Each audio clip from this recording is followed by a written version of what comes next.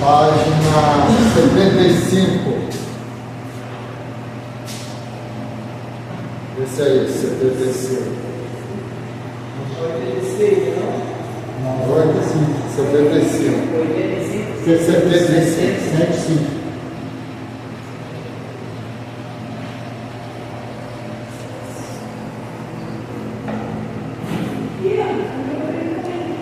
Oi? Isso. Aqui eles erraram uma referência aí, é só para corrigir. Essa aqui? Então vamos lá. Capítulo 3, página 75. Hoje nós vamos estar estudando a doutrina do homem, antropologia, tá? Estudo acerca do homem. Quando se fala o homem, não está falando referente ao sexo ou gênero, está se falando referente à humanidade, a ser humano, tá bom? Então vamos lá. Toda religião gira em torno de dois polos, Deus e o homem, e suas relações mútuas. Por isso é importante conhecer o que a Bíblia ensina sobre Deus e sobre o homem. Somente Deus pode verdadeiramente revelar Deus. Essa revelação de si mesmo, tão necessário à salvação, encontra-se nas Escrituras. Da mesma fonte deriva a opinião de Deus sobre o homem, que é a opinião verdadeira, pois quem melhor pode conhecer o homem do que o seu Criador? Nesses dias, quando as falsas filosofias representam de modo errado a natureza humana, é de grande importância que conheçamos a verdade. Assim, melhor poderemos compreender também as doutrinas sobre o pecado, o juízo e a salvação, as quais se baseiam no ponto de vista bíblico da natureza do homem. Tá? Então, o que nós estamos estudando nesse livro, nós já estudamos sobre a criação, estudamos na aula anterior sobre anjos, e agora nós vamos estar estudando sobre o homem, para depois nós estarmos estudando sobre o pecado, tá? E sobre a salvação, tá? Porque tudo depende desses três pontos que nós estamos estudando agora, que foi a criação, que deu origem a todas essas coisas, os anjos, o homem, né? E consequentemente, por causa do homem, veio as duas seguintes, que é o pecado e a salvação. Bom, Deus e a origem do homem. A Bíblia ensina claramente a doutrina de uma criação especial, que significa que Deus fez cada criatura segundo a sua espécie. Ele criou as várias espécies, então as deixou para que se desenvolvessem e progredissem segundo as leis do seu ser. A distinção entre o homem e as criaturas inferiores implica a declaração de que Deus criou o homem à sua imagem. Aí vocês vão marcar. Vai ser assim. Vocês vão fazer a marcação aí agora. Em oposição à criação especial, surgiu a teoria da evolução, que ensina que todas as formas de vida tiveram sua origem em uma só forma e que as espécies mais elevadas surgiram de uma forma inferior. Mate isso tudo que eu li agora. Darwinismo? Oi? Darwinismo? Darwinismo, isso aí. Eu ia ter evolucionismo. Tem muito sobre isso aí. O professor é chato. Sério. Acho que na escola tem que só ouvir, né? Oi? Na escola tem que só ouvir. Não, a gente debatia. Aqui. Na hora que fosse ouvir, a gente debatia, não tinha debate. Mas só que a ideia é que acabaram discutindo, tá? O professor é católico?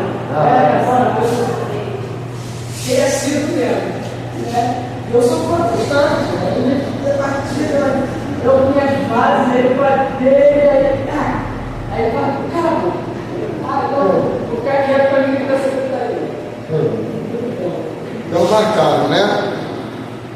Então, em oposição à criação especial de Deus, que Deus criou o homem à sua imagem e semelhança, né, veio a teoria da evolução de Darwin, né, que ensina que tudo veio, Deus cria e deste tudo vai se evoluindo, né? Por exemplo, o que outrora era caramujo tornou-se peixe, o que era peixe chegou a ser réptil, o que outrora era réptil tornou-se um pássaro, o que outrora era macaco evoluiu e tornou-se o ser humano, né? Essa é a teoria de Darwin, mas é o que nós já estudamos nas aulas anteriores. Teoria, irmãos, não é uma afirmação, né? É uma teoria, é um estudo, né?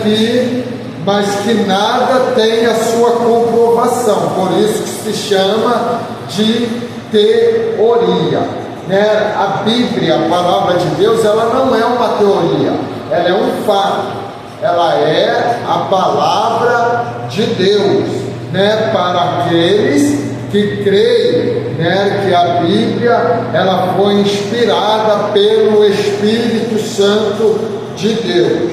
Bom, agora nós vamos aqui, criatura à semelhança da imagem de Deus, na página 77, é isso? Lá no finalzinho. As dimensões de imagem de imago Dei, do latim, imagem de Deus, tá? Aí tem dimensão racional, já na página 78. O ser humano recebeu a responsabilidade de exercer domínio sobre a terra, né? Então essa é a dimensão racional que o homem foi criado. Adão foi instituído a cuidar do jardim. Adão deu nome aos animais. Adão reconheceu que a mulher era uma ajudadora idônea, tá? E aí tem as referências para vocês depois acompanharem.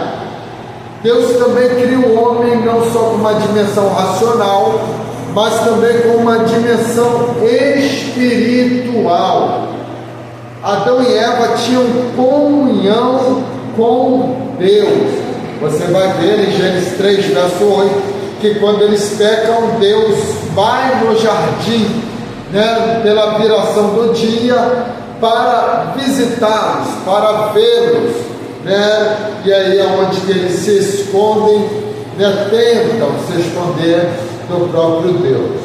Adão e Eva temeram a Deus após o seu pecado. Então isso é uma dimensão espiritual, né? O temor, a reverência.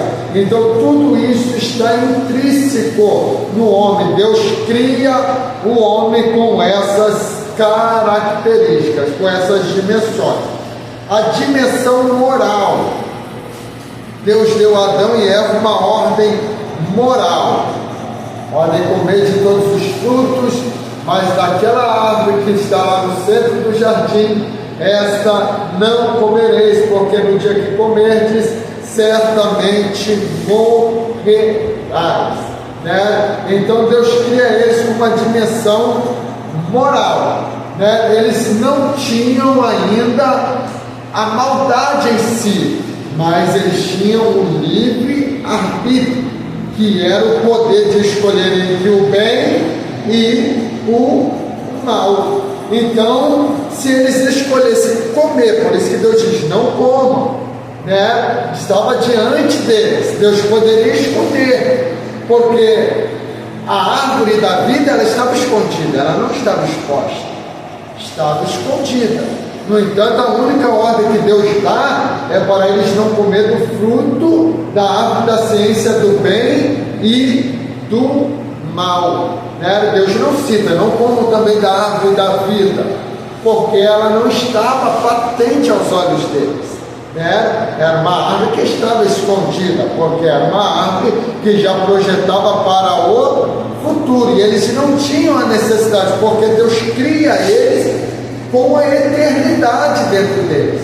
mas eles perdem isso quando eles pecam, né? Quando eles pecam, o pecado entra e a morte, e consequentemente a morte. Dimensão social.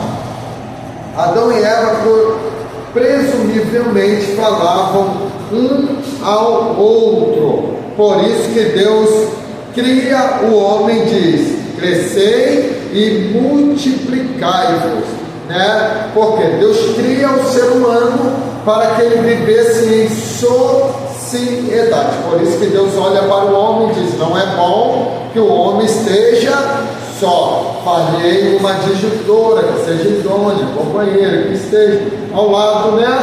Então Deus cria a mulher para, né, ser companheira de Adão e Eva, e também para cumprir o propósito da procriação, da multiplicação, tá bom? Então vamos lá. Deus pôs a eternidade no coração do homem, ainda aí na página 78.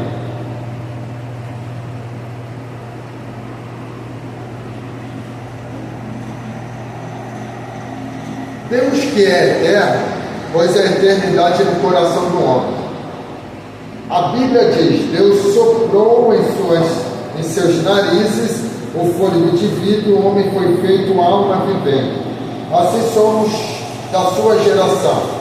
Todo homem é, portanto, portador da eternidade dentro de si. A sua alma não pode morrer, e o seu espírito é incorruptível. Somente o corpo do homem é mortal, porém ressuscitará. Amém? Então, o ser humano, ele é eterno, né?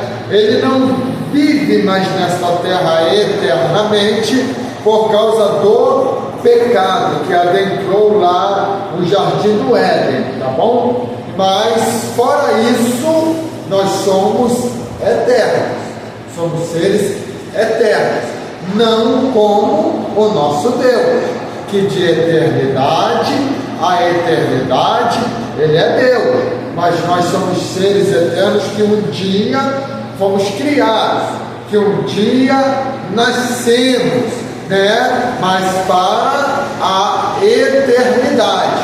Só que essa vida que vivemos aqui na terra é a vida da escolha, aonde nós vamos escolher, né? Porque não é depois da morte que escolhemos, é enquanto estamos em vida que escolhemos aonde vamos passar a eternidade, tá? O corpo morre, mas a alma é eterna, tá bom?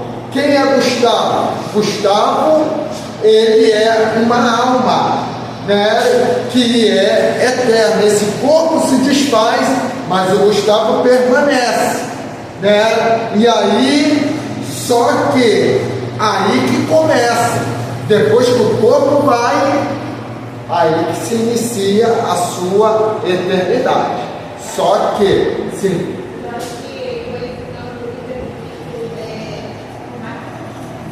Foi o livre-arbítrio?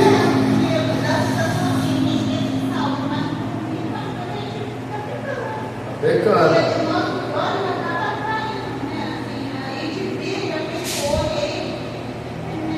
Aham, sei.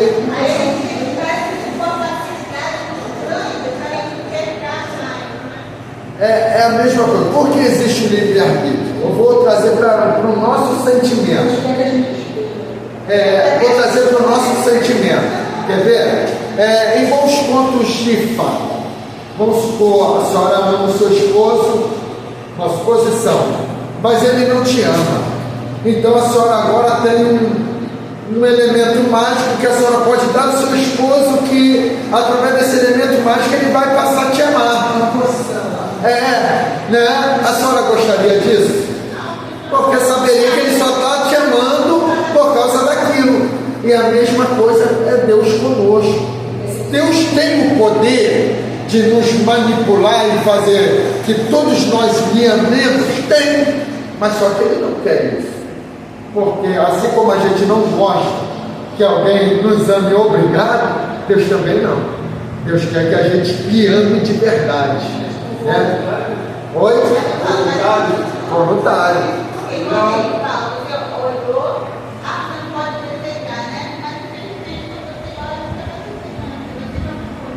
É isso aí. É isso aí. Igual quando assim, tinha uma obra na igreja, não dá para fazer. Aí, realmente, o pastor lá me serve, não pode assim, se obrigar. Tem uma só obrigação, já mais por amor, né? Tipo assim, cada um vai fazer voluntariamente, assim, como o amor dele, fazer por amor, né? Então, assim, obedecer, sempre a escolha é feita por amor, né? Não por forçado, não forçado, assim. É isso aí, isso mesmo. Então, a gente precisa entender este lado, né? Então, o livre-arbítrio está aí para que a gente entenda que nós precisamos amar a Deus por nós. É claro, a gente pode pedir ajuda ao Senhor, a gente pode pedir força ao Senhor, isso é normal, né? Mas Deus quer que nós lhe amemos de todo o nosso coração. Por isso que a Bíblia vai ainda dar, mostrar para nós ter a ciência que estamos verdadeiramente amando a Deus. Jesus vai dizer: vós, nisto conhecereis que me amo, quando obedeceres os meus mandamentos. Então, é nisso que conhecemos. Quando amamos o Senhor, quando nós temos prazer de obedecer a sua palavra, obedecer os mandamentos, as ordenanças do nosso Deus. Amém? Agora vamos lá. Deus criou o homem com alma e espírito. Deus, que é espírito, criou o homem com parte espiritual, isto é, com alma e espírito. Esta parte espiritual é invisível e imaterial e chama-se o homem interior, o qual habita no corpo, que é o homem exterior. Tá? Então, Deus criou o homem com alma e espírito, que nós chamamos de homem interior. É a parte invisível nossa. Você que já viu um filme, uma série de cirurgia, essas coisas todas, você vai ver, o médico vai abrir a pessoa, mas você não vai ver a alma da pessoa. Você vai ver lá as vísceras, você vai ver lá os órgãos internos, mas você não vai ver a alma. Nenhum médico vai conseguir ver a alma da pessoa, e muito menos o espírito, porque é a parte invisível que está em nós.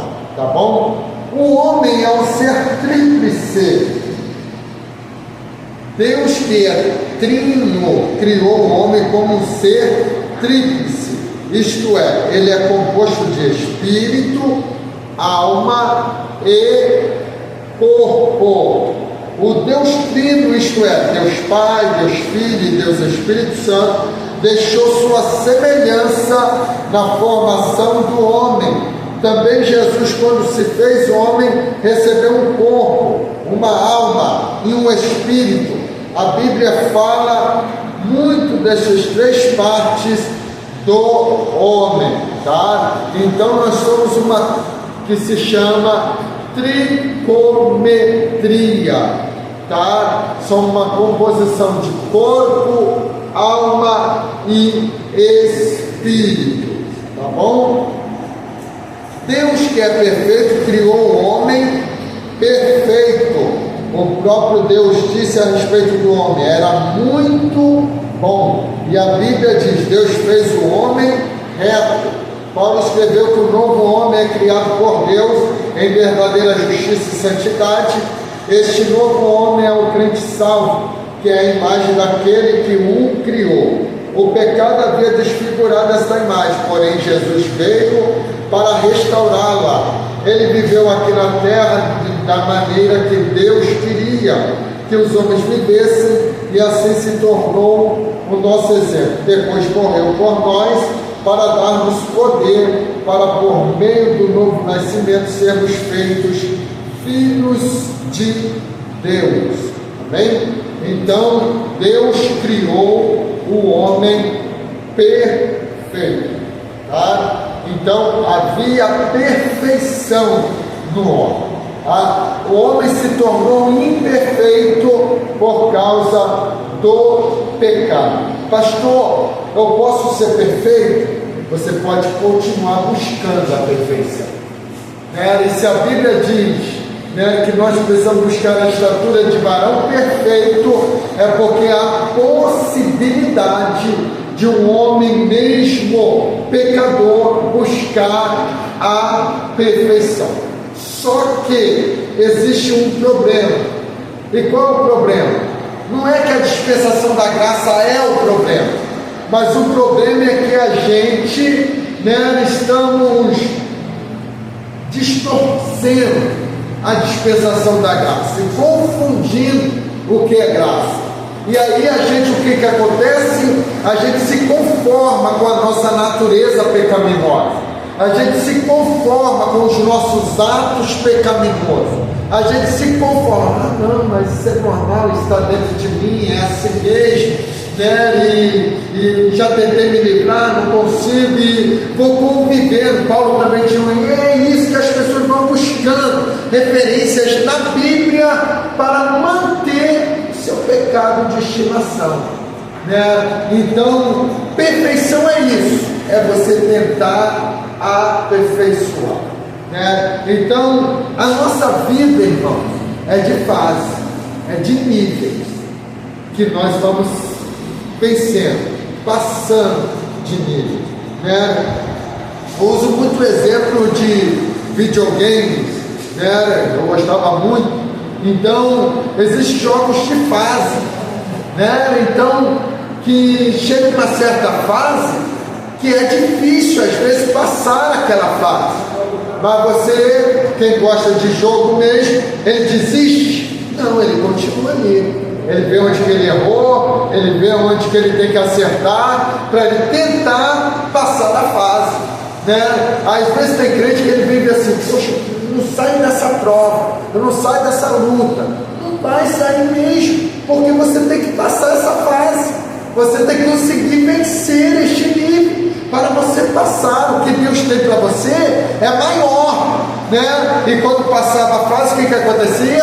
Vinha um nível mais difícil, Mas só que você adquiria posição maior, e assim é no reino de Deus, irmãos. A gente precisa ir passando de fase. Aí tem pessoas que já ficam com medo, não, já não vou passar de fase, vou enfrentar uma prova maior, então eu quero ficar nesse nívelzinho mesmo, Mas não, irmão, é o que Deus está nos chamando. Por quê? A prova aumenta quando a gente vai passando de nível, porque a gente está se aproximando da estatura de varão perfeito.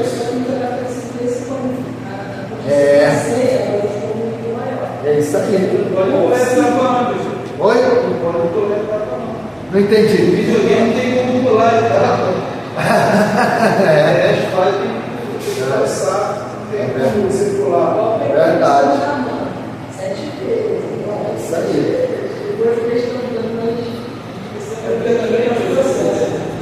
Eu assim, quando Deus chama alguém, quando Deus chama Abraão, você vê que lá está assim, Deus chama Abraão e lhe faz promessa. Primeiro, a gente tem que cumprir o nosso chamado. É tipo um teste, como é que é o nosso chamado? Como é que ele está cumprindo? Você vê que depois vai vir conclusão, porque ele não sempre está aqui, desde o primeiro. Então, se você quer coletar, também está cumprindo o chamado, também está dando o direito, já quer ser de Deus. Mas primeiro tem que cumprir o chamado que está na vida. Entender qual o chamado. Então, vou fazer isso para nós. É isso aí. Porque ele vem realizar com você. Então vamos lá. O homem é um ser moral, como a gente já viu que ele foi criado com uma dimensão moral. É um ser inteligente, está na página 80 já. Deus criou o homem com livre-arbítrio, foi o que a gente já falou aqui bastante, o poder de escolha. né? Deuteronômio vai dizer: eu coloco diante de você a bênção e a maldição. Se escolheres a bênção, né? Mas porém, se escolheres a maldição, então é questão de escolha. Ah, mas quem escolhe maldição, pastor? Os seus atos, as suas atitudes, né? Você não está escolhendo literalmente dizendo eu quero, mas as suas atitudes estão te levando a ter uma vida amaldiçoada, né? E isso independente de você ser crente, irmão. Tem muito crente que tem uma vida debaixo de maldição. Por quê? Porque escolhe não obedecer a Deus, porque escolhe trilhar o seu próprio caminho, porque é insubordinado, porque vive segundo a sua própria vontade, o seu próprio achismo, aquilo que ele próprio acha para a sua própria vida. Então, querendo ou não, ele não entende, mas está debaixo de maldição. Leia Deuteronômio capítulo 28, em diante você vai ver, ali está as bênçãos e as maldições. E aí quando você vai ler sobre as maldições, são muito mais do que as bênçãos, né? Então por quê? São mais maldições do que bênçãos, para que você escolha o certo, para que você trilhe o caminho certo. Amém? Então vamos lá. O homem tem poder de domínio. Deus criou o homem para dominar sobre os animais, sobre a terra, né? Então este poder foi dado a nós, né? Mas pastor, hoje é difícil dominar um animal selvagem. Sim, concordo, né? Porque a questão do pecado mudou também a natureza. E quando se fala, não se fala só da natureza humana, estamos falando da natureza de um modo geral, né? Porque a maldição entrou no mundo. Deus permitiu este mundo ser amaldiçoado por causa do homem, né? Então ele tem um poder de domínio, tá bom? Então hoje o que acontece? Tudo que é da natureza hoje, né? A gente hoje estamos entregando para o diabo. A praia é do diabo, as cachoeiras é do diabo, mas não, Deus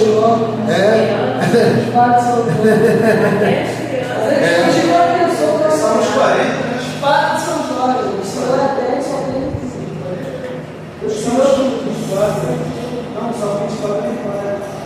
O Senhor até. É isso aí, né? Então a gente precisa ter esta compreensão. Tudo Deus criou para que o homem dominasse, né? Hoje tem um monte, os crentes só tem um monte, mas os espíritas também sobem, né? Então você dominou, ele é ser humano também, está dominando de uma maneira errada, mas está. Deus criou o homem para dominar. Vale, volto a ressaltar, essa palavra homem vem de se é humanidade, tá bom? Corpo, alma e espírito. Quem é o homem? Essa pergunta do salmista tem sido alvo de muitas pesquisas através de todos os tempos, da parte de filósofos, cientistas, teólogos e outros. Quando o rei Davi meditou sobre este problema, disse: eu te louvarei, porque de um modo terrível e tão maravilhoso fui formado. É realmente um assunto interessante estudar o que a Bíblia ensina sobre o homem. Podemos definir e subdividir este assunto de várias maneiras. Como o tabernáculo no deserto era dividido em 3 partes, assim o homem também o é. O pátio do tabernáculo representa a parte externa e visível do homem, que é o seu corpo. O lugar santo, que não se podia ver de fora, representa a alma. O lugar santíssimo representa o espírito do homem, porque só Deus tem o poder de habitar ali, tá? O corpo do homem foi formado por Deus do pó da terra. Nós falamos sobre isso quando estudamos sobre a criação do homem, para tirar aquela ideia da mente de muita pessoa que Deus criou ali um boneco de barro, né, e depois soprou na narina do barro ali e virou alma vivente, né? Deus criou ali um ser humano, só que o elemento que ele usou era a terra, o pó da terra, né, que ele cria ali um ser físico, tá? Eu comparo sempre isso com a profecia de Ezequiel 37, né? Estava ali ossos, ele profetiza, os ossos se juntam, depois ele profetiza de novo, cresce pele, cresce músculos, né? Carne, tudo ali, né? E está pronto, só não tem vida, né? E Deus dá ordem a Ezequiel, agora profetiza ao Espírito para que venha. O Espírito veio e dele se tornou alma vivente, e assim foi o homem, só que o homem foi o próprio Deus que sopra nas narinas dele o fôlego de vida. Deus coloca o que está nele dentro do homem, amém? A alma do homem, aí vocês vão marcar. A alma junto com o espírito formam o homem interior, a parte imaterial do homem.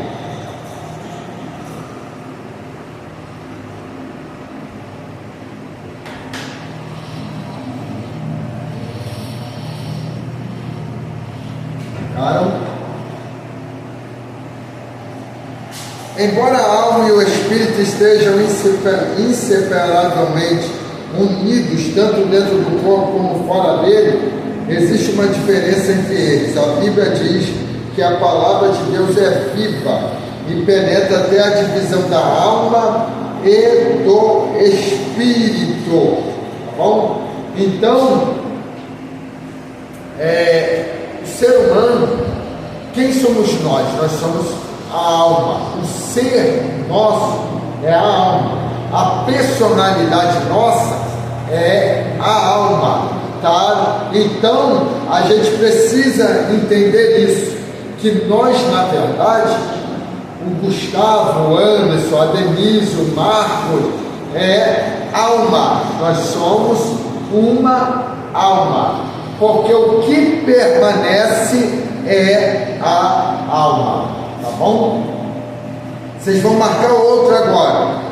A alma é o órgão que orienta a vida do corpo, estabelece o contato com o mundo em redor.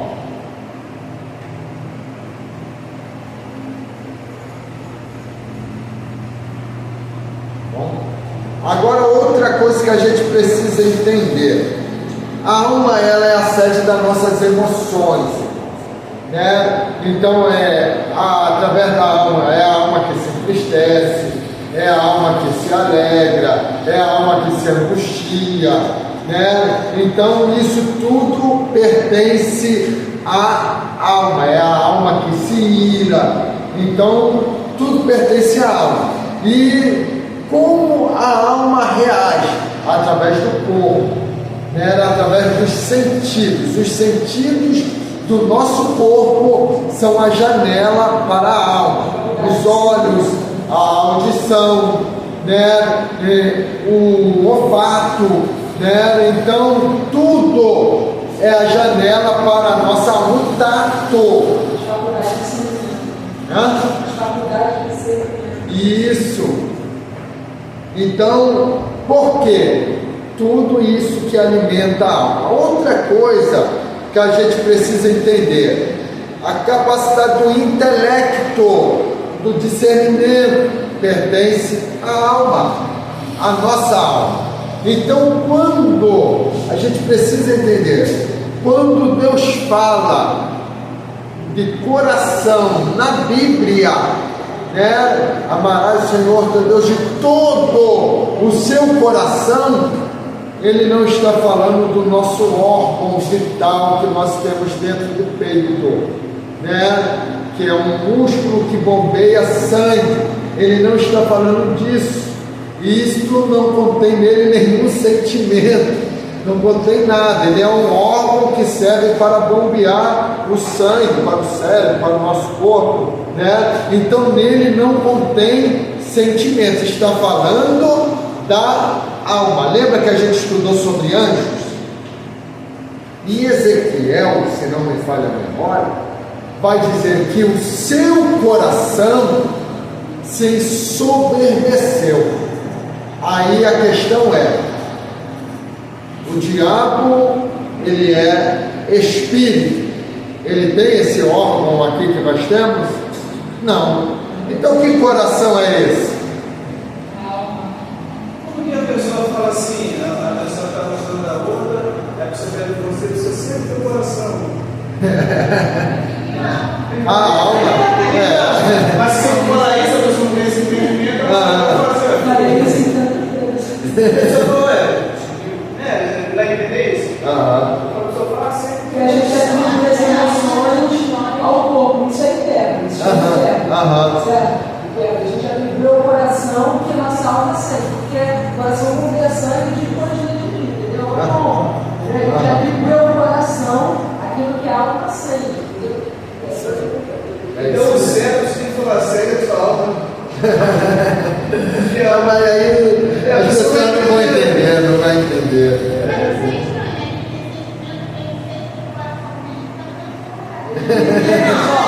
Olha só, quando Isaías fala que nem olho viu, 64 das 4, nem olho viu. Nem chegou ao coração do homem. Aquilo que Deus preparou para aqueles que estão. Peraí, como é que vai chegar aquilo que Deus preparou para o meu coração? O coração está bomba, está bombeando sangue toda hora, entendeu? Como é que ele está falando da alma? Igual É isso aí. Porque só chega ao coração do homem sem ter, sem não ter. Então, aí, o que ele está querendo dizer? Até então, essas coisas estavam tesouradas. No 64 das 4. Aí Paulo vai acrescentar os planos e fala, mas Deus revelou todas essas coisas pelo Espírito. Então, tudo aquilo que era entesourado agora pelo Espírito é acessível. Então, Paulo demonstra que não é possível chegar àquele entendimento como é que não vai realizar. Pelo coração, pelo olho e pela boca, pelo mundo. Só pelo Espírito. Verdade, é isso aí. Então vamos lá. Outra questão aqui. Deixa eu achar aqui. Na página 82. Aí vai trazer algumas referências aí. A minha alma está quebrantada de desejar. É com a alma que podemos amar a Deus. A alma também aborrece e fica triste com amargura. É a sede do intelecto com suas faculdades, pensamentos, entendimentos e saber. A vontade tem também na alma a sua sede e a alma que quer. Também é o centro do temperamento, pois nela está a índole, né? O que é índole? É um conjunto de traços, de qualidades que pertencem ao indivíduo, né? Desde o seu nascimento.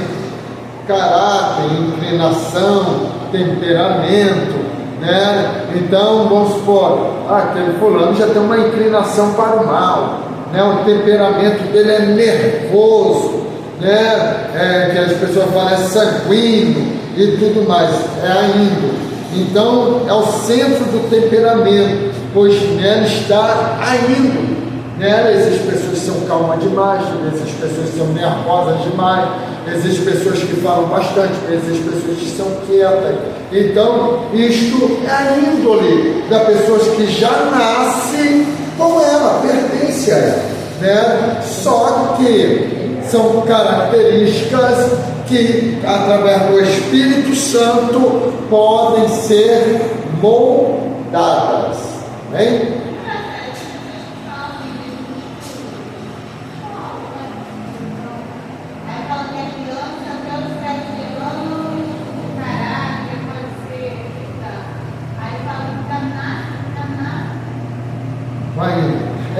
O que acontece?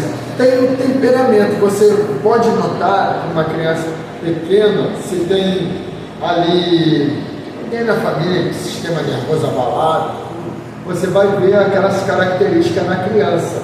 mesmo antes dela chegar a 1 ano de idade.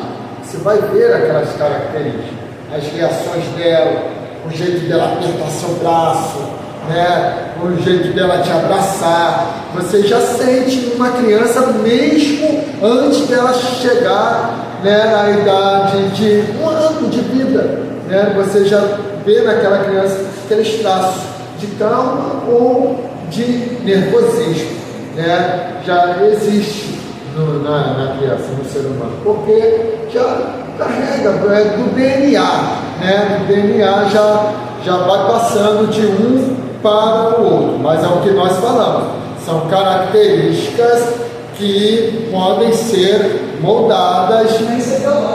É isso aí, podem ser moldadas através do ambiente, tá? Então vamos lá. Outra coisa, a alma do homem não é o sangue. Levítico 17:11 diz: a alma da carne está no sangue. A palavra alma está sendo usada como sinônimo de vida. Veja em Gênesis 9:4: a carne, porém, com a sua vida, isto é, com seu sangue, não comereis. Tá? Então é uma palavra sinônima, porque os testemunhas de Jeová não permitem doar sangue, porque eles dizem que o sangue é a alma. Por isso que é o que a gente estudou, né, na lição passada, a homilética hermenêutica. Você pegar um texto e não interpretar ele corretamente, com o significado correto, você vai abrir um pretexto para uma grande heresia. Às vezes pode ser pequena, mas pode ser grande nessa proporção aí, né? Quantas vidas eles já perderam por causa dessa questão de não poderem doar sangue? Quantos testemunhos de Jeová já morreram por não querer receber sangue de ninguém, né? Então, a questão do sangue aqui está falando de vida. A expressão correta não é alma, é vida, porque o corpo morre, mas a alma, ela permanece. A alma não morre, a alma é eterna, tá? Então, quando se fala de sangue, está falando de vida, porque se esvair todo o sangue do meu corpo, a minha vida acaba, termina, mas a minha alma permanece, né? Então é isso que a gente precisa ter a interpretação correta, tá bom? Então vamos aqui agora adiante. O espírito do homem é a parte espiritual, invisível no homem, que juntamente com a alma compõe o homem interior.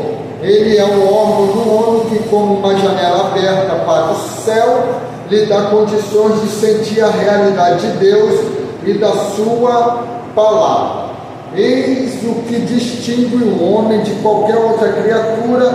Só o homem foi criado conforme a imagem de Deus. Aí vocês vão marcar: o espírito do homem é a sede das suas relações com Deus.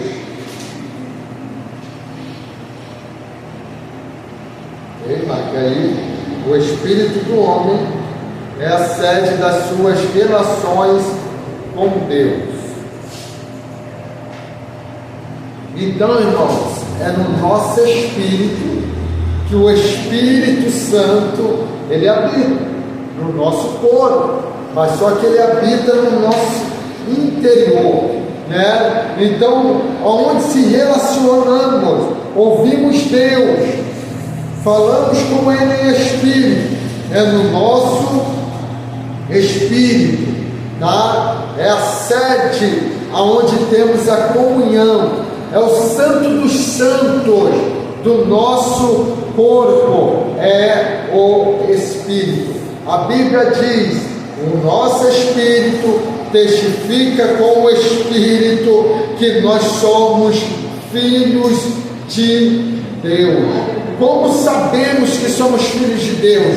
quando sentimos o Espírito Santo habitando em nós, né? Então é nesta hora que sentimos, percebemos que somos filhos de Deus. Por isso há essa grande necessidade de nós nos mantermos com a presença do Espírito Santo de Deus nas nossas vidas, tá bom? Vamos aqui. O Espírito do homem é a lâmpada do Senhor. Por isso a Bíblia muitas vezes usa coração como sinônimo de Espírito. Era um só coração e a alma da uma multidão dos que criam. Então a palavra coração, ela não expressa só a alma, ela expressa o Espírito, porque está falando do homem, na verdade, interior, a parte invisível do intelecto, do sentimento, do amor a Deus, né? E todas essas coisas. O espírito do homem não crente é morto, tá? Isto é, separado de Deus, inativo.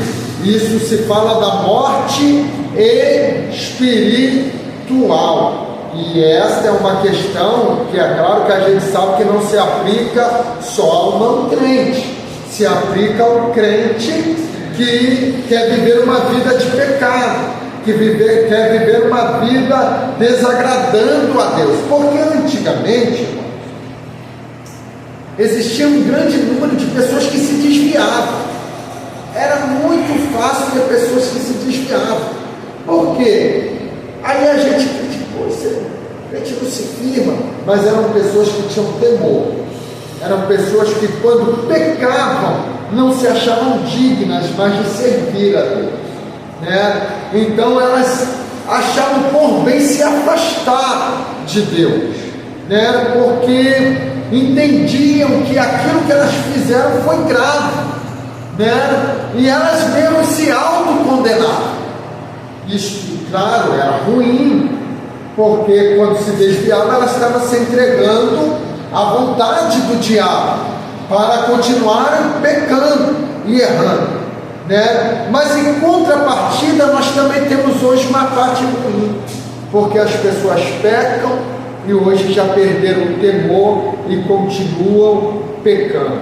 Hoje a falta de temor é tão tremenda, irmãos, que as pessoas ceiam em pecado, né? Que as pessoas comungam em pecado, né? Então a falta de temor hoje é terrível, né? As pessoas pregam em pecado, as pessoas continuam exercendo posições em pecado, porque perderam totalmente o temor a Deus, tá? Então vamos lá.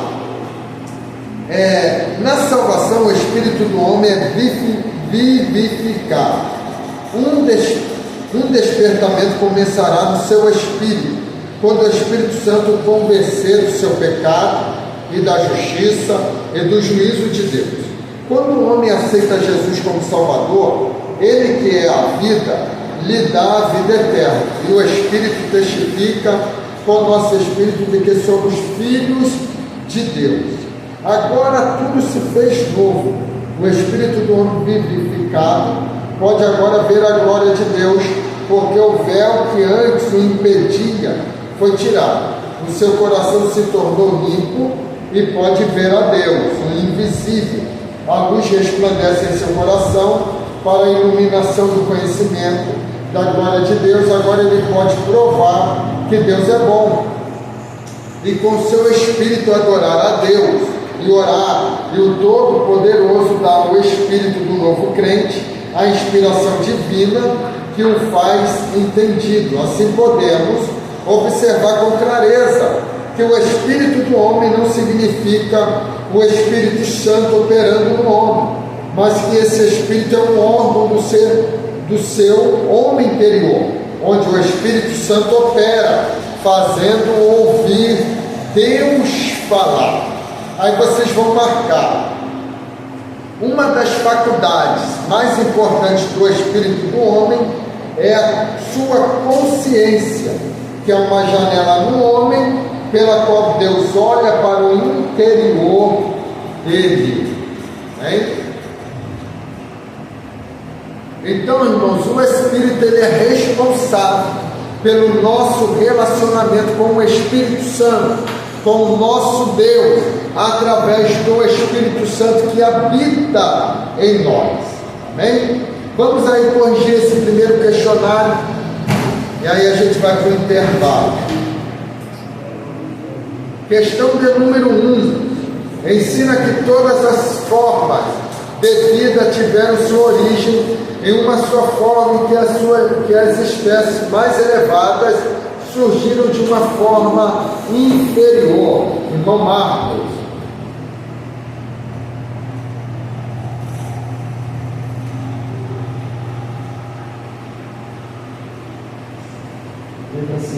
Letra C, a teoria da evolução. 2 é da prova. É um órgão que orienta a vida do corpo e estabelece o contato com o mundo em redor. Responda para nós, Anderson. A alma, letra B.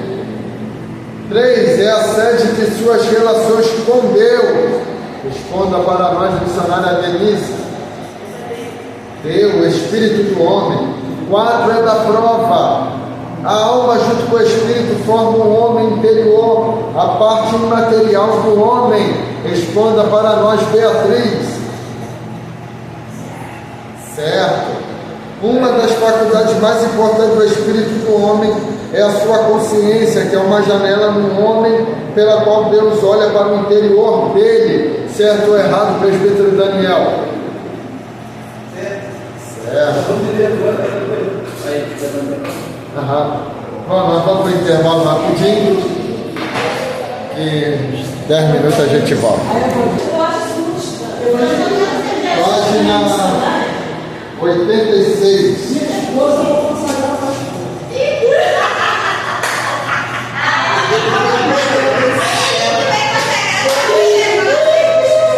O homem diante da morte e da eternidade.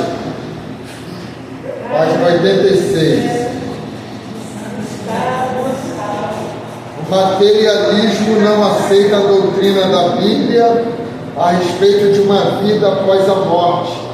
A Bíblia, porém, diz que é um prejuízo inestimável quando o homem não pensa no seu fim, e por isso nos ensina a orar. Ensina-nos a contar os nossos dias de tal maneira que alcancemos corações sábios.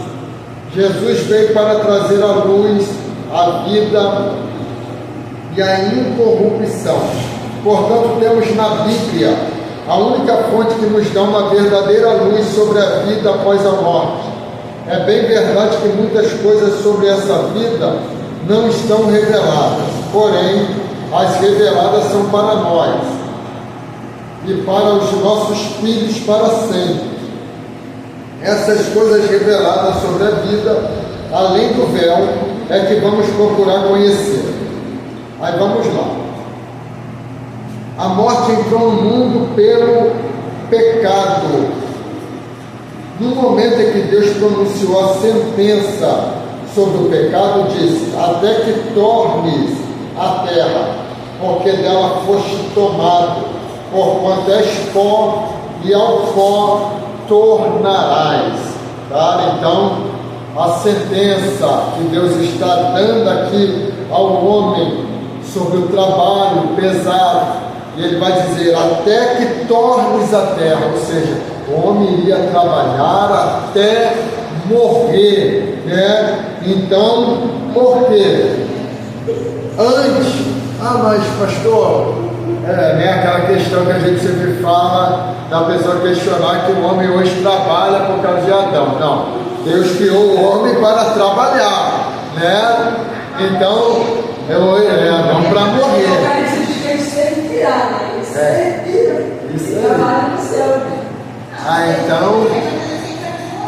Então, só que antes ele iria trabalhar também, e por toda a vida, para sempre.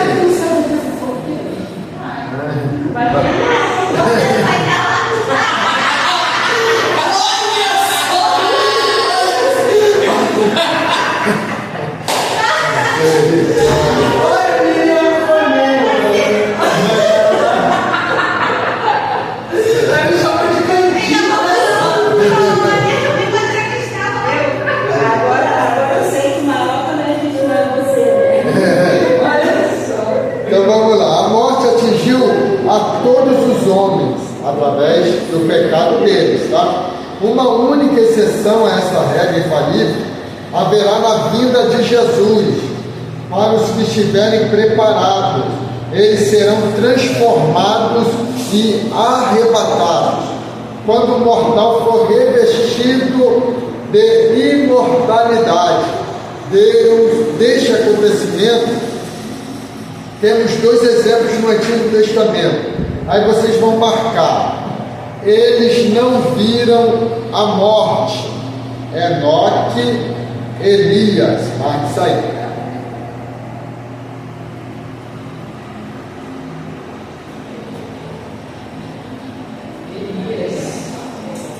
Enoque e Elias. Leão de São Pedro. Sim. É possível nos dias de hoje acontecer o que aconteceu com o Enoque e Elias? É isso aí, é possível. É possível. Né? Isso aí é possível achar alguém como É possível, não é impossível não, porque eles eram homens, pessoas humanos igual a gente, né? É claro que hoje a dificuldade é bem maior, né? Hoje nós temos coisas que eles não tinham no tempo deles, né? Que é a tecnologia, a internet, a TV, né? A sociedade promíscua, né? Então hoje o pecado ele nos rodeia muito de mais perto do que no tempo deles. Tá? Não dá para afirmar, não tem como afirmar, né? Tudo deduz que sim, né? Mas há um impasse também que possa ser Moisés, né? Então não, não dá Eles vão pregar, né? Porque eles que vão pregar na cidade. porque a gente acredita que sejam Moisés e Elias, porque foram os que apareceram no Monte da Transfiguração com Jesus. Porque simplesmente só iriam aparecer ali, tinha um propósito, né? também eles vão Enoque foi arrebatado, Elias, o mais, Moisés, mas, poxa, Deus, como Moisés tem uma disputa para a Isso aí.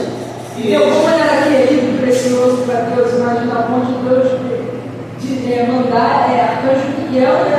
Que é a maioral do exército, né? Celestial, descer para criar contra o próprio diabo a respeito do povo dele. Então, a gente fica nesses 3 aí. É isso aí. Esse levantamento que eles vão pregar, né? Aí vai ser uma besta do mar, né? Vai ser um convite, né? Vai matar ele na cidade, vão ficar mortos, vão ficar lá, vão ressuscitar. Isso aí. Vão ficar 3 dias e meio, né? É equivalente a uns 3 anos e meio da grande tribulação. E essa vez é um político, né? Ali a questão é que a gente já estudou, né? A questão de especular, né? Especulação, mas nós cremos que seja, tá? Nós cremos que seja, tá? Você vê que todo a Bíblia sempre teve isso, a disciplina dela veio futuro política, né? Você vê quando mataram Jesus, também tem uma política para matar Jesus. É isso aí. É o sistema. O diabo, ele precisa do sistema para atuar, né? Então, o sistema hoje, a gente olha e vê que ele é corrompido. É corrompido por quem? Pelo próprio adversário das nossas almas, que é Satanás, né? Então, por quê? O mundo que é do maligno, que está no maligno, não é o planeta Terra, né? É o sistema mundano, né? Então as vontades mundanas, tudo, os vícios mundanos, a política mundana. Então é isso que pertence ao maligno, não é a terra. A terra, como o Gustavo colocou o verso ali, a terra e a plenitude, toda a terra pertence ao Senhor, né? Pertence a Deus. Então este mundo que jaz no maligno é o sistema, né? Que pertence a Satanás, tá? Então vamos lá. A certeza da morte faz a vida instável e passageira. ou seja, instável, não estável, né? Inconstante, mudável, volúvel, inconstante, né? Então, ou seja, a certeza da morte, a gente sabe muito bem que hoje ele está com vida, agora estamos com vida, mas a gente não sabe daqui a 10 minutos se estaremos com vida, né? Porque traz a incerteza para nós do dia do amanhã. Por quê? Qual é a certeza que nós temos do amanhã? É Deus. Que Deus está no controle de todas as coisas. Mas sobre a nossa vida, não temos como ter esta certeza. Por causa da morte.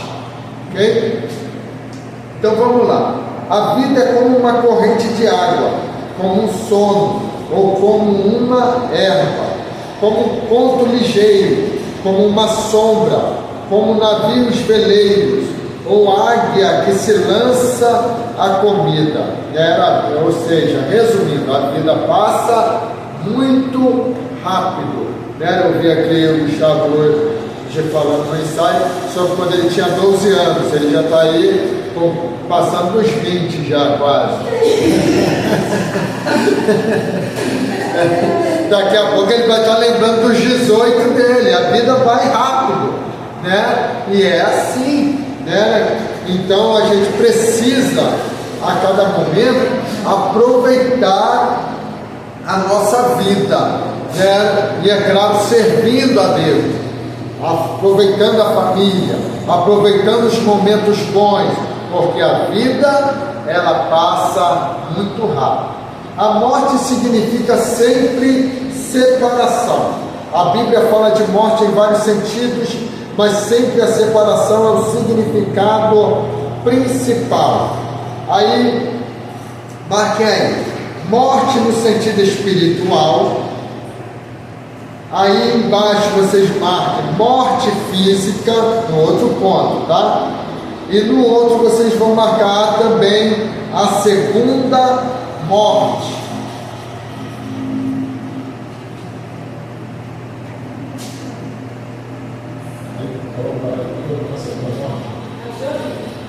Há também a segunda morte. Então existem esses 3 tipos de morte: morte no sentido espiritual, morte física e a segunda morte. Essa aqui a gente já falou em outras aulas para vocês. Morte física é quando o nosso corpo, os órgãos vitais param, tudo para, o cérebro para e perde-se a vida física, onde que esse corpo vai para a sepultura. Morte espiritual, o corpo pode estar vivo, mas ele pode estar morto espiritualmente. O espírito, no que habita no corpo do homem, está morto, porque está separado de Deus por causa do pecado, tá? E existe a segunda morte. Qual é? É aquela que quem está morto espiritualmente morre fisicamente, então ele vai passar pela segunda morte, que é a morte eterna, tá? Mas não se iludam, porque esta morte não significa destruição da alma, significa que o teu espírito nunca mais tornará a ter vida e a tua alma sofrerá eternamente. Bem? Então vamos lá. O que acontece com o corpo na hora da morte? Com a saída da alma do espírito, o corpo é morto e volta ao pó. Isto é, ele é sepultado e encontra a corrupção, ou seja, vai entrar em estado de decomposição. Porém, sendo o corpo uma obra de Deus, feita à sua semelhança, não será aniquilado, mas ressuscitará com forma imortal e espiritual. É aí que muita gente não compreende.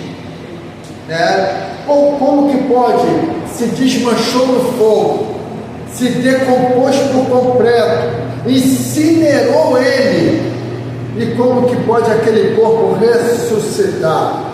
Deus vai ressuscitar o seu corpo, não importa o que aconteça com ele, não importa que ele foi comido de bicho, o seu corpo vai ressuscitar e terá uma forma incorruptível, tá?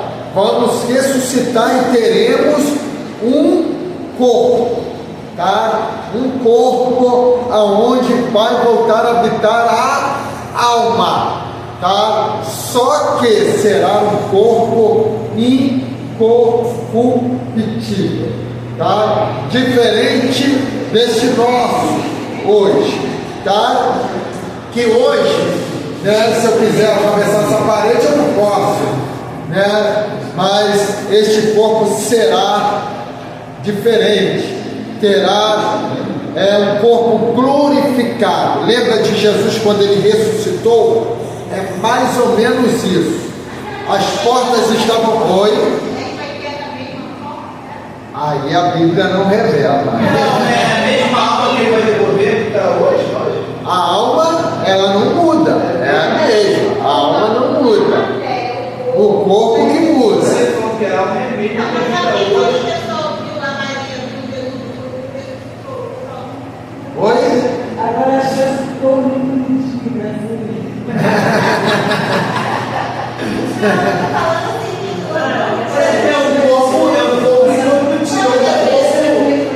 É um corpo que passa por paredes, é um corpo que não tem enfermidade.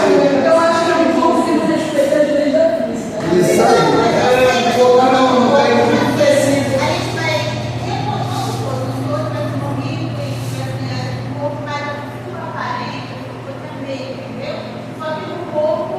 Eu creio que terá diferenças. Por que terá diferença? A gente vai ver quando Jesus ressuscita. Quando Jesus ressuscita, quem vai lá visitar o túmulo? Maria. E quem está lá já ressuscitado lá, do lado de fora do túmulo? Jesus. Ela reconheceu ele?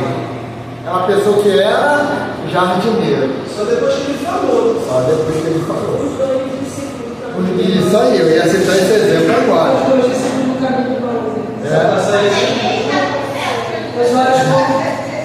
Não, mas Maria, a Bíblia fala assim, eu conheço a minha ovelha. Quando eu falo, ela me ouve. Então ela não estava conhecendo, mas quando ele falou, É isso aí. ele explicou. É isso aí.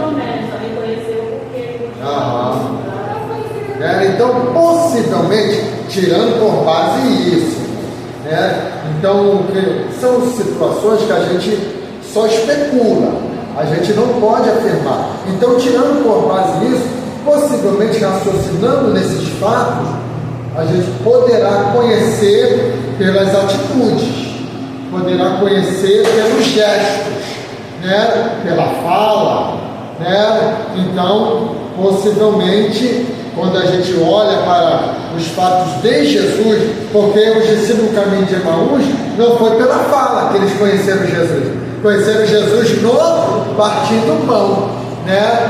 Maria foi pela fala, né? Então tem característica. Então não tem como a gente dar uma afirmativa. Quando na transfiguração, eles conheceram que era Moisés e Elias.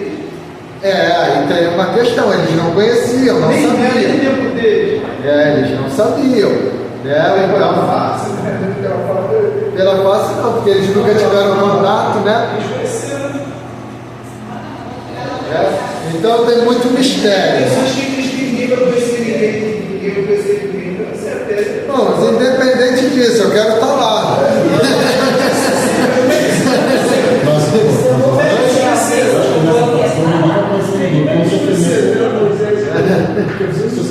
Dessa você conhecer, você não bom. Então existem muitas especulações. Mas vamos lá. Escutando o pastor falar que se tiver alguém falando que vai dar, vai ser eu. Mas os 24 nações a gente vai saber quem é.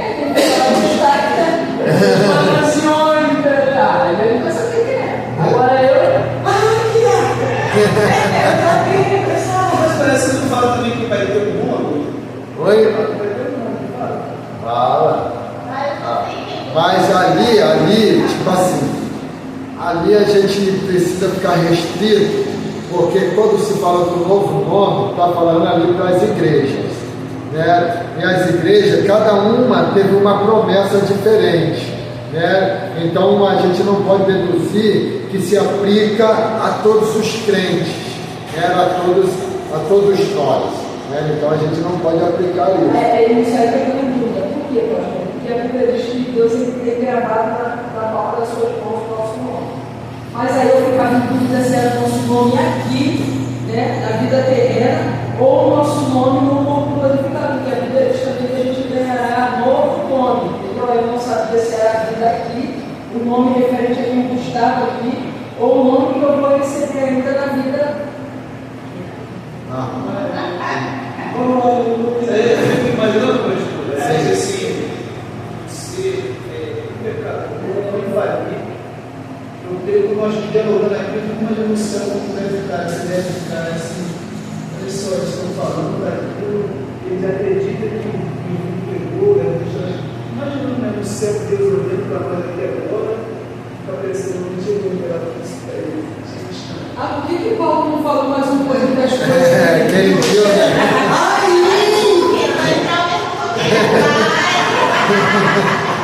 Ainda agora no céu, Deus olhou para aqui para baixo e falou: olha, Verdade. Ele deve sentir prazer, né? Verdade. Tinha sentido para mostrar para eles. Chegou de toda. Vamos lá, o 4 agora.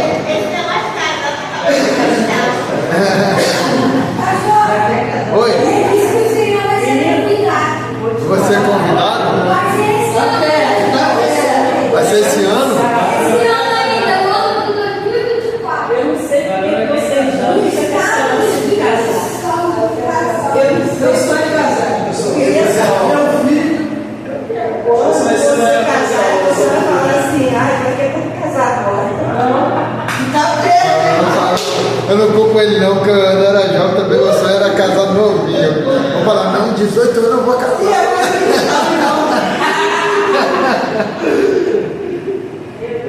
Então vamos lá. O que acontece com o corpo na hora da morte? Já falamos um pouquinho disso, né? Vocês marcaram aí? Não, né? Porém, sendo o corpo uma obra de Deus, feito à sua semelhança, não será aniquilado, mas ressuscitará com forma imortal e espiritual. Agora vocês vão marcar. Quando a Bíblia, ao falar da morte, usa a palavra dormir, refere-se ao corpo e nunca à alma ou ao espírito. Tá?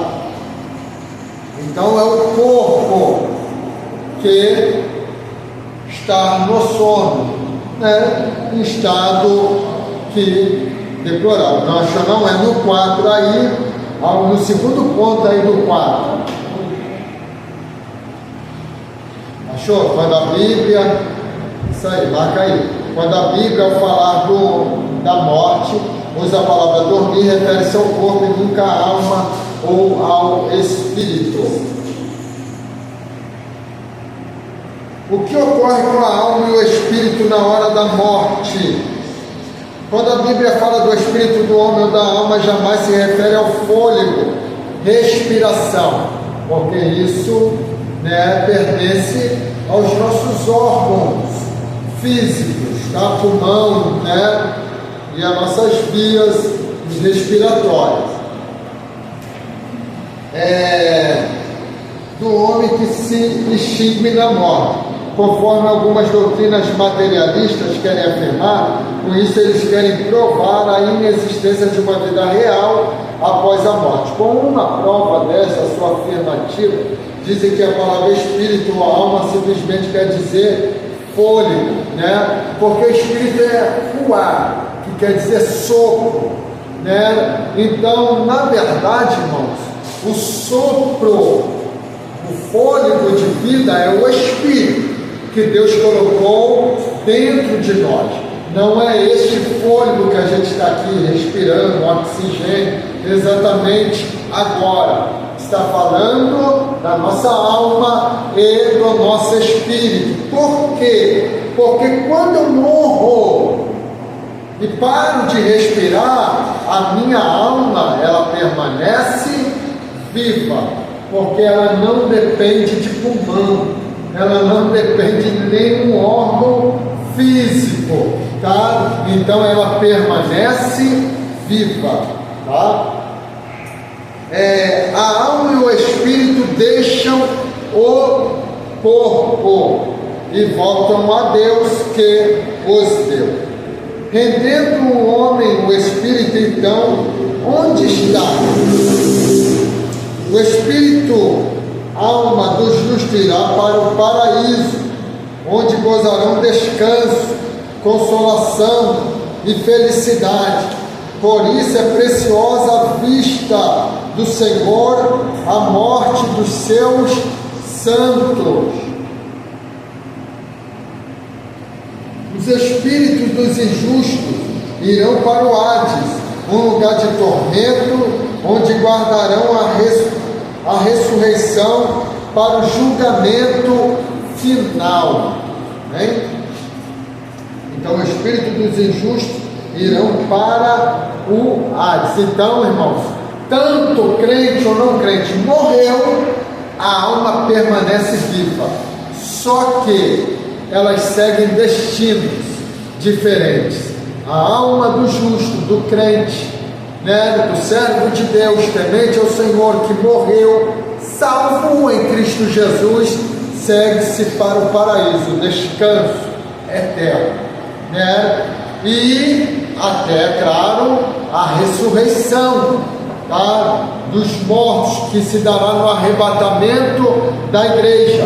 A alma daqueles que morrem sem Cristo segue-se já para o tormento, tá? Para o Hades, para o sofrimento, que será eterno, tá? O sofrimento de quem morre sem Cristo não começa no juízo final, começa logo assim quando morre. O juízo final é só para mostrar a eles o porquê eles já estão sofrendo. Os dois que vão sofrendo, no caso, a alma e quando ele não volta para Deus, ele já está cansado de falar sofrendo. Oi? Essas pessoas então que morrem aqui injustos, já estão em sofrimento, no caso, a alma dele já. A alma deles que já estão sofrendo. Eles?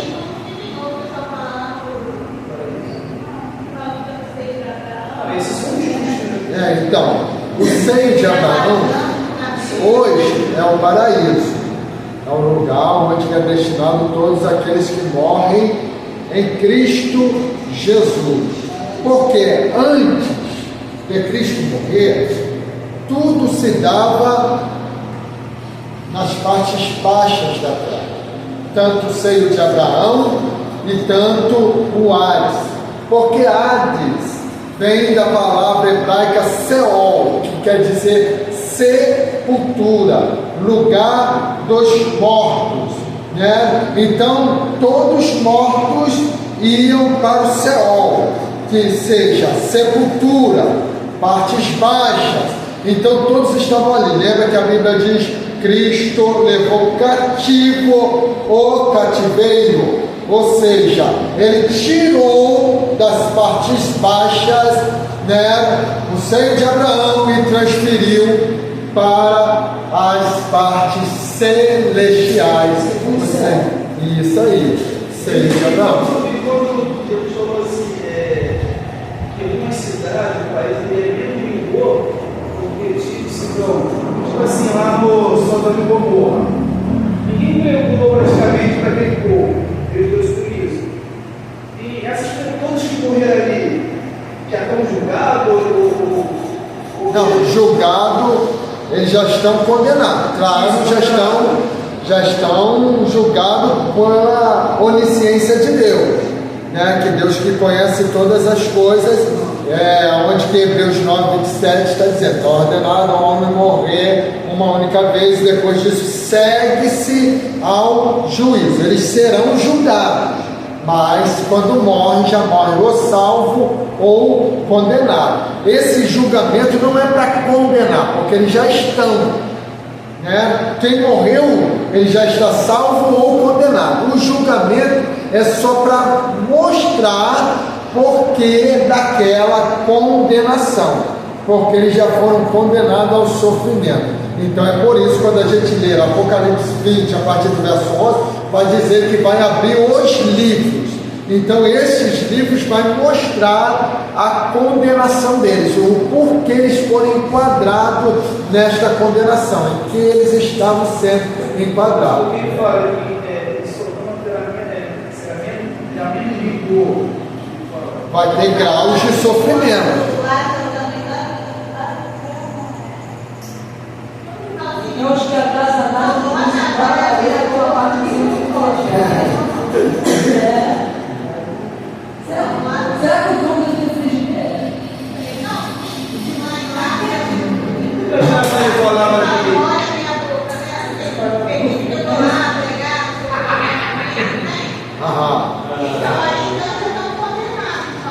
Ele já estava condenado. Isso é real, né? Isso é um fato real, como a gente está falando, né? Eu achava que ele fala que ele ficou. Eu já vi pastor pregando que quando Jesus ele morreu, foi do inferno, que pegou a cativa, pessoas que estavam. Só que não foi nesse corpo, foi no. Entendeu? Aí é o que a gente está falando, a gente precisa ter cuidado, né? A gente precisa, irmão, teologia, a gente precisa ficar, né? Ainda que a gente está tentando se aprofundar acerca de Deus, a gente precisa manter-se no arroz e o feijão e esquecer aquilo que não tem como a gente compreender, porque se a gente especular demais, a gente às vezes vai começar a trazer pensamentos nossos para ensinamento. Então são coisas que não podem acontecer. A gente tem que se conformar exatamente com aquilo que a Bíblia revela para nós, né? Aquilo que está revelado é nosso, pronto. Isso aí a gente vai ensinar. Mas aquilo que não está revelado, irmão, ponto, não é para nós saber. Está oculto nos mistérios de Deus e um dia Ele vai revelar para nós. Que dia é esse? É quando estivermos lá. Eu estou falando isso daqui, pregador, especula que quando Jesus morreu, Ele pregou o Evangelho para todos que morreram do Antigo Testamento, né? Que não tinham o Evangelho de salvação para eles, né? Então, mas é uma especulação. Essa especulação não é que faz várias doutrinas? Acaba constituindo muito real hoje várias doutrinas diferentes. É isso aí. Exatamente por causa dessa especulação. É uma filosofia diferente. É isso aí. Com relação ao fato único, mas cada um deles uma forma. Verdade. Por isso que existe vários internacionais. Porque cada um quer interpretar seu bel prazer, né? Então vamos lá. Como será o estado intermediário do espírito da alma e da alma após a morte? Os espíritos dos mortos não serão aniquilados, permanecerão imortais. Existe uma doutrina materialista que prega a aniquilação dos que morreram. Porém, a Bíblia afirma incontestavelmente que coisa alguma será aniquilada no homem, que foi criada à imagem de Deus. A alma e o espírito jamais morrerão. Quanto ao corpo que é mortal pela morte, somente passa para um outro estado, isto é, torna-se pó. Porém se levantará do pó na ressurreição para viver eternamente. Tá? Então é só um período, tá? É um período intermediário que vai permanecerem as almas vivas, em sã consciência.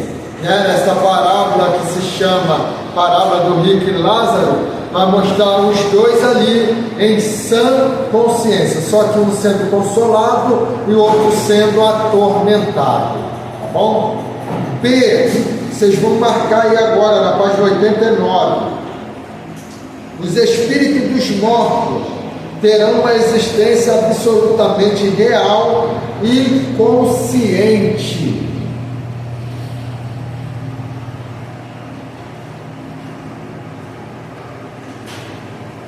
O espírito dos mortos terá uma existência absolutamente real e consciente. Então, quem foi condenado terá ali a sua consciência. Quem foi salvo também terá ali a sua consciência, sua alegria, né, seu júbilo por estar salvo. Lucas 16, 19 ao 31, né, tem lá a parábola do rico e do Lázaro. Aí na página 90, sobre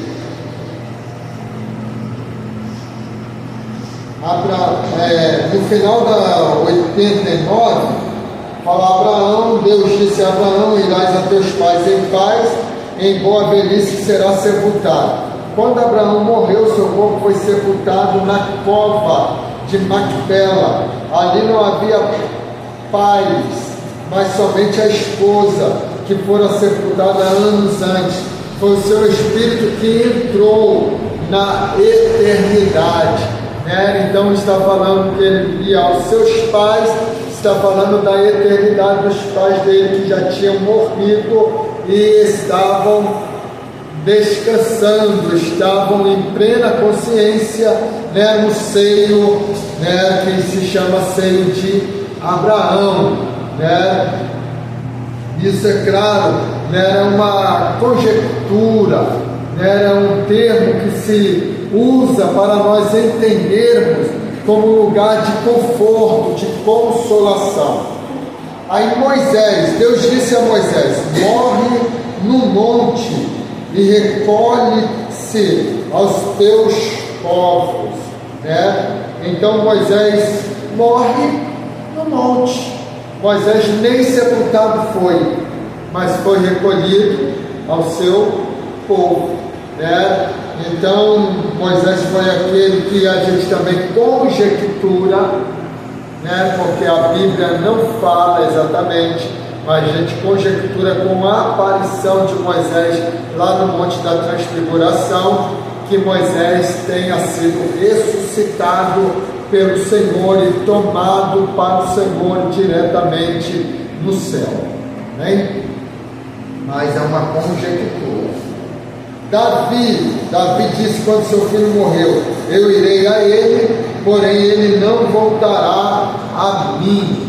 Ou seja, Davi está dizendo que o filho não podia ressuscitar mais novamente para viver com ele em vida nessa terra, mas que ele poderia morrer para se encontrar com seu filho. Então aqui a gente já estava falando de alguma coisa, vai abrindo um pouquinho o nosso entendimento, né, com essas palavras, tá bom? Vamos lá, Paulo testificou: desejamos deixar este corpo para habitar com o Senhor, e acrescentou: para estar com Cristo, porque isto é ainda muito melhor. Okay? Então aqui vai vindo esses exemplos. Nenhum morto, sei aí agora, nenhum morto terá jamais missão a cumprir em favor dos que habitam na terra, né? A gente ouve até crente, irmão, até crente falar: não, minha mãe está lá no céu olhando por mim, né, cuidando de mim, né? Nenhum morto tem nenhuma missão mais. Parábola do rico e Lázaro, né? A irmã Você até citou aí que o rico pediu, né? Não, manda um dos meus irmãos, Lázaro, ir lá na terra, avisar os meus irmãos, tem 5 irmãos lá, para que eles não venham parar aqui onde eu estou, né? Aí ele vai falar: eles têm profetas, né? Que eles ouçam eles, né? Porque ninguém que morre pode voltar lá para fazer obra nenhuma, tá bom? Então, irmãos, mas eu já tive uma experiência que vi meu pai. Cuidado, você não viu, senhor. Você viu outra coisa, né? Mas não viu, senhor, né? Oi? O reflexo da minha infância. Meu pai biológico foi sentado no ônibus, ele já depois de pouco. Foi uma coisa muito estranha, eu vi ele sentado e falei, aí eu disse, mas foi um reflexo muito real, sabe? Uma coisa muito nítida, muito, sabe? Muito verdadeira. Eu vi ele bem, mas pode ser coisa. É verdade. Então,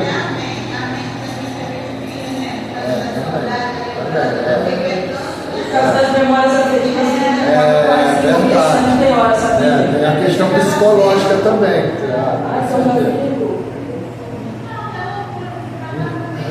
Eu vejo pessoas assim que eu amava muito, que já, né?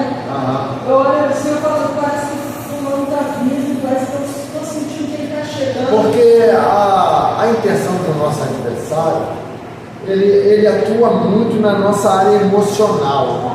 É a área que ele mais atua, é a nossa área emocional. Por quê? O nosso culto, às vezes a pessoa fala do emocionalismo, mas é natural do homem. Já viu um culto sem se emocionar? Não é um culto, porque é a reação do ser humano, é a emoção. Se você chorar, é porque se emocionou, né? Se você se alegrar, são emoções, tanto de tristeza, de alegria, né? Então todo culto ele é motivado disso. É muito estranho. É muito estranho, porque ele também tem hora que parece que ele disse, particularidade, parece que eu sinto que tem hora que tem pessoas querendo falar comigo, mas não conseguem, entendeu? Tipo, pessoas que já se foram, entendeu? Pessoas queridas, tem hora que eu sinto, poxa, então não está querendo falar comigo, mas ela não está encontrando essa viabilidade para conversar comigo. Então tem hora que eu sinto nele, ela não quer falar comigo. Ela quer falar comigo, mas só que ela não está conseguindo. Aí eu falo, uma vez eu tenho que ser humano, gente, não adianta. Eu fiquei me perguntando, o que eu posso fazer para entrar em contato com essa pessoa? Qual é a porta que eu posso abrir? Sério, gente? Mas aí logo me veio uma coxa. Nada disso, nada disso, é errado. Esses tipos de rituais, nada disso. Logo, graças a Deus, o Espírito Santo, quando a gente está sensível, pastor, sabe? Ele corrige rapidamente a gente nessas questões. Porque não é normal você sentir que uma pessoa que já morreu quer falar com você e logo em seguida você pensar que tem uma forma, que possui uma forma de você entrar em contato com aquela pessoa e logo você querer fazer aquilo para entrar em contato com aquela pessoa. Então, é muito estranho, eu acredito que sabe, setas malignas como isso Satanás coloca, sabe? Porque é muito real, muito espiritual. Mostra um pouco, porque ele vai falar. Quando Saul foi para você vê que ela podia conhecer a voz, quem era, assim, né? E depois ela possa ser um espírito que é se manifestar pela obra que ele fez, para você ter buscado o desenvolvimento dele, e muitas vezes tentando bloquear, tentando parar e para ele levar ele para esse lado. Isso pode conseguir ser, na minha opinião, ser coisa espiritual. Claro, com certeza. Como Saul foi procurar com Elisa. É isso aí. Graças a Deus, porque no momento que eu desconfiei que não poderia ser espiritual. Isso é espiritual, claro, nada disso. Está na face, é lógico que é espiritual, não existe como uma pessoa sentir que existe uma pessoa que faleceu, né, não tanto tempo, querendo falar com você, mas ela não encontra essa forma, essa viabilidade de falar com você. Aí ela fala que isso é espiritual. É óbvio que isso é espiritual. E verdadeiramente espíritos malignos existem, eles têm influência, influenciam pessoas. É verdade. Sabe, pastor? É isso aí. É muito real. É isso aí. Então, é uma área que o nosso adversário atua muito. Então, quando você está sensível, quando você está fragilizado, é a hora que ele vem, irmãos. É a hora que ele vem. Correto. Porque ele tem uma característica que a gente falha muito, que é a paciência. Ele é paciente, de esperar o momento certo, a hora exata. né? Então ele espera o momento certo. E a Bíblia ela qualifica Satanás como leão, né? A Bíblia diz que Satanás bramando como leão. Aí a gente busca essa condição de um leão. O leão é paciente quando ele está preso. Ele é um inimigo caçador. Ele vai esperar o momento certo de atacar. Ele não vai logo assim. Não viu e vai. Então, se a Bíblia qualifica Satanás como leão, eu acredito que é porque há essa hipótese de que Satanás é um inimigo caçador também. Porque ele espera, ele é paciente. Ele sabe atacar. Mas vamos pro D aí agora. Vocês vão marcar. Página 91. Letra D. O estado espiritual do homem jamais poderá sofrer alterações após a morte. Ou seja, morreu condenado, está condenado. Não tem como, vou acender uma velhinha lá, vou orar lá pela alma de fulano que morreu para ver se ele seja salvo. Não tem como, não tem mais como alterar mais nada. Enquanto estamos com vida, aí tem como alterar. Enquanto estamos nessa terra, temos como alterar o nosso padrão, de servir ou não servir a Deus, de estar na presença dele ou não, de servir a ele ou de ceder à tentação. Então, em vida temos, mas se morrermos, não tem mais jeito.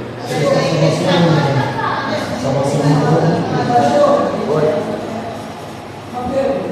Sim. O senhor já presenciou eu digo com os olhos, mas sentindo assim muito forte uma batalha espiritual, assim, travada, prevendo, assim? Já. Em alguma ocasião especial da sua vida ou nada assim? Sim, ocasiões especiais, E tipo assim,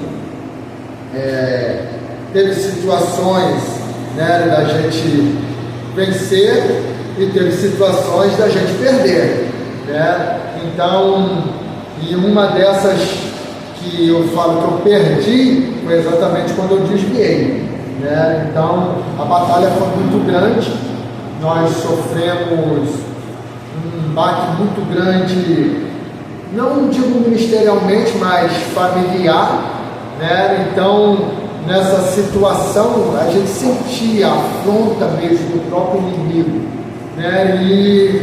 E é como se o inimigo quisesse te induzir a errar, a falhar mesmo, e aquela batalha, você buscando, E quanto mais você buscava, você sentia também que o inimigo tentava se aproximar a todo custo, porque ele sabia, como a gente falou, ele espera o momento certo, ele espera a hora certa, Então ele se aproveitou, da situação que a minha família estava enfrentando e ele atacou, Então ele atacou e eu não tive estrutura para suportar, E perdi, aquela batalha, Mas antes de perder, eu senti realmente a batalha muito grande, Eu orava, jejuava constantemente, porque eu sabia, que tinha algo terrível para vir, Então o diabo ele atua, ele rodeia a gente a todo instante, A gente tem um exemplo do próprio Cristo, Do próprio Cristo.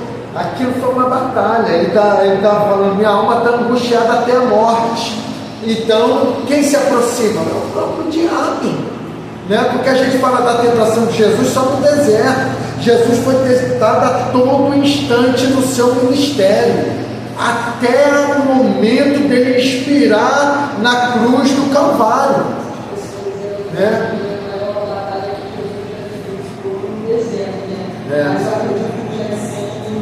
Foi terrível.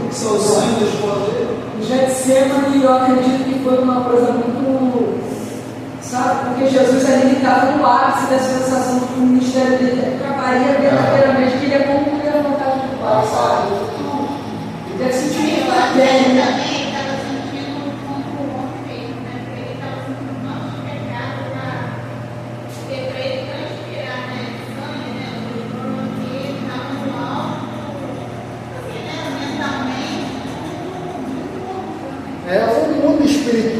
isso é um mistério muito grande.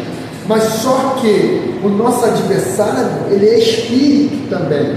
Então, o que acontece? O céu está em movimento. A gente ora, o céu está se movimentando. E é uma coisa que a gente precisa pegar isso. Quando essa batalha se trava fortemente na nossa vida, é sinal de vitória. E é coisa que às vezes, hoje, eu permaneço. Por quê? Eu sinto, quando a batalha vem, eu sinto que é a vitória que está vindo, né? E quem é o interessado da vitória não vir para mim? É o próprio diabo. Então ele vai travar a batalha, né? Porque se eu perder ali, eu perco também a vitória. Então, quando ele sabe, o céu está em movimento, o anjo já está descendo com a vitória. Ele sabe que o anjo está descendo, movimenta demônios para impedir e vem te tentar. E vem te perturbar, para você sair da posição, porque a tua vitória, ela tem uma condicional, qual é a condicional? A gente está na posição, o anjo está descendo, eu saio da posição, eu saí da condição de receber a vitória, então aquele anjo não está mais propício para me entregar a vitória, porque eu saí da posição, então ele tem que retornar. Né? Então o que o diabo faz? Ele atua nas duas áreas, atua na espiritual e vem tentar a nossa vida para que a gente saia da posição, né? Ele tenta impedir a vitória e tenta fazer a gente sair da posição para não receber a vitória, né? Então, quando a pessoa está na fila, né? Oi? Está numa fila para receber algo, ela vai e sai. Desiste. Tá demorando a atender, aí a fila anda rapidinho, ele saiu. O impedimento era ele. Sobre essa batalha espiritual, como o senhor falou, a gente está passando uma luta, a gente começa a orar. A minha batalha espiritual foi dessa forma. Eu uma vez, fui com um pouco de não te amo. Quando eu voltei, feliz ano novo uma pessoa que é espírita, a me abraçou na época. Quando cheguei em casa, eu fui deitar, quando comecei a pegar no sono, veio algo sobre mim, me sufocando assim, com uma capa preta assim, me enforcando. Eu ia embora, eu morrendo, eu não aguentava respirar, eu me lembro que eu só falava assim. Muito sem força, tem um dia me enforcando, aquele coisa escura, um macaco, um escuteiro, me enforcando, e eu até que aquilo foi embora, né? Aí eu consegui isso é muito real. Eu sofro com essa questão, na verdade, a ciência explica isso como paralisia de sono. Eu fui estudar sobre isso porque eu precisei entender, porque desde pequeno eu sofria com isso daí. Essa questão de paralisia de sono. E a ciência explica que é um intervalo entre um grau de sono e o outro, entendeu? Quando eu saio de um estágio de sono e vou para outro. E nesse intervalo é que ocorre essa paralisia. A ciência explica isso. Mas eu busquei uma resposta espiritual para isso daí. Porque depois que eu comecei, sabe, a exercer o ministério, a ficar assim na área espiritual, a começar a me relacionar com Deus, essa questão ficou muito mais frequente. Eu comecei a sofrer com isso de novo. Desde pequeno eu sofria com isso. É uma coisa que faz suportar você não tem força. E uma das piores fases da minha vida. Uma das piores fases. Entendeu? Isso se intensificou. Quando eu estava deitado no meu quarto, eu senti uma coisa me apertando, mas de uma forma muito forte, e eu não conseguia respirar direito. Mas eu estou consciente, porque nesse estágio do sono, a gente está consciente, entendeu? Esse intervalo, a gente está consciente. Então dá para você sentir. Então nesse intervalo eu senti muito pertinho de mim a presença maligna dele, perto de mim. E eu repreendendo aquilo na minha consciência com força, e eu vi aquilo se afastando de mim assim, mas muito lento, tipo que se afastando, e quanto mais ia se afastando, mais a pressão ia saindo de mim, até que uma hora foi de vez. Eu descobri que não se tratava só de ciência, se tratava também de espiritual. Porque como que a gente sente e vê, simbolicamente dito, um espírito maligno perto da gente, influenciando a gente, sabe? E aquilo sufocando de uma forma muito, sabe, muito estranha. E eu, com aquilo dali, eu venho, sabe, buscando de coisas até hoje. Por que esse tipo de coisa acontece para mim? Por que Satanás ele se interessa nesse estágio do sono, nesse intervalo de estágio do sono? Vulnerabilidade, sabe? E o sono é a hora que a gente tem um decaimento de pressão, sabe? Nossa pressão ela vai baixando. Então é uma vulnerabilidade da nossa pressão baixando. Então ele entra com aquilo dali para sufocar, estando a minha pressão baixa de vontade. Isso aí, verdade. Claro, é fato isso aí. Então, irmãos, essa questão do estado espiritual do homem, ele nunca pode ser alterado de maneira nenhuma. A Igreja Católica tem aquela doutrina que a gente já estudou, que é do purgatório, que morre, aí reza, faz a missa e tudo mais, até que a pessoa seja punida o quanto for possível e depois está pronta para ir para o paraíso, né? É uma doutrina que não tem base bíblica, tá? Então a gente crê na Bíblia que diz: está ordenado ao homem morrer uma única vez e depois disso segue-se ao juízo. Irmãos, vamos aí corrigir o questionário. Questão de número 6 é da prova. É incoerente afirmar que, responda para nós, irmã Josemira.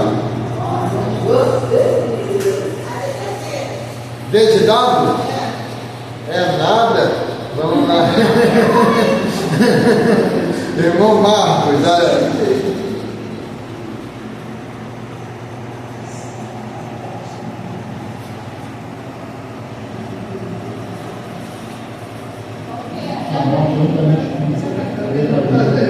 letra B de bola. É incoerente afirmar que a morte é unicamente física. A morte é espiritual e morte também é eterna. B de bola. Eles não viram a morte, Anderson. Quem foi? Enoque e Elias?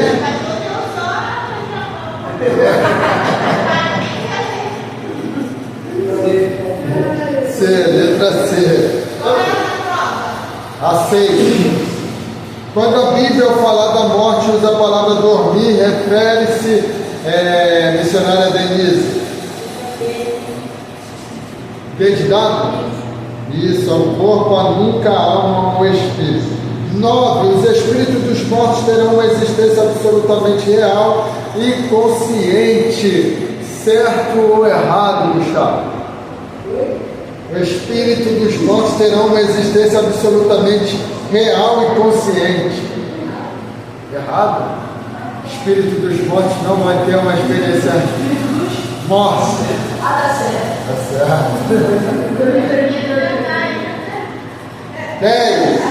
O estado espiritual do homem após a morte encontra-se em constante modificação. Certo ou errado, presbítero Daniel?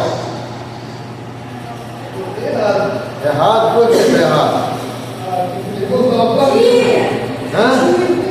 Só se eu voltar para aparecer.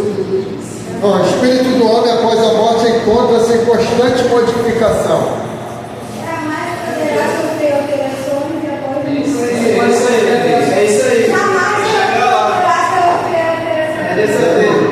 Isso aí, está errado.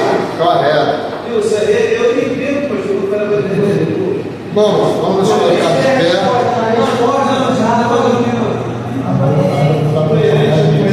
Oi? Ainda vamos. Ó, irmãos, semana que vem a gente não vai ter aula novamente, tá bom? Semana que vem. A gente volta na outra semana, tá? Porque eu vou ter um compromisso aí e não dá para desmarcar esse compromisso, porque a pessoa que me convidou é uma pessoa que sempre me ajuda, entendeu? Não é para pregar, mas é o aniversário da filha dele, né? Então a gente vai ter que estar lá, né, para honrar essas pessoas. Então, com essa compreensão de vocês aí, né, é bom que a gente fica mais tempo junto aí. Tá bom? Duração é um ano ou 2? Esse curso é 2 anos, Marão.